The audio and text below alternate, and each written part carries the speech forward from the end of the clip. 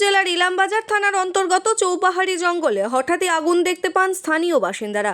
মুহূর্তের মধ্যেই আগুন জঙ্গলের বিস্তীর্ণ এলাকায় ছড়িয়ে পড়ে। বিষয়টি নজরে আসতেই স্থানীয় মানুষজন দ্রুত প্রশাসন ও দমকল বিভাগে খবর দেন।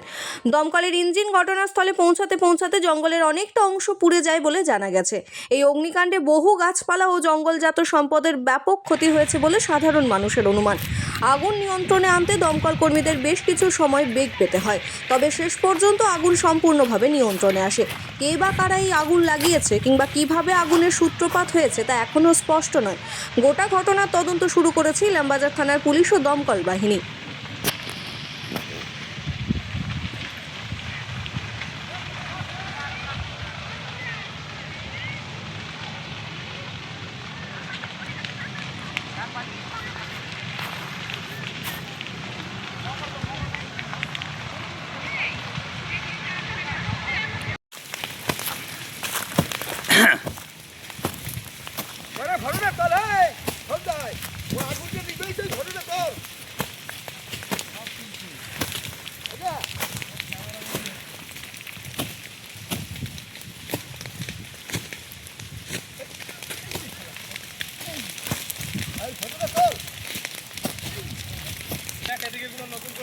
এইগুলো আবার নতুন করে ধরছে।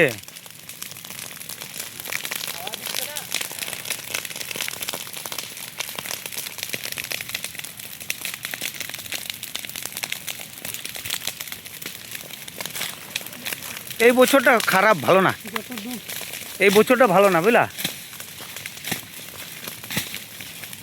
নিবা নিবা নিবা রঞ্জিত।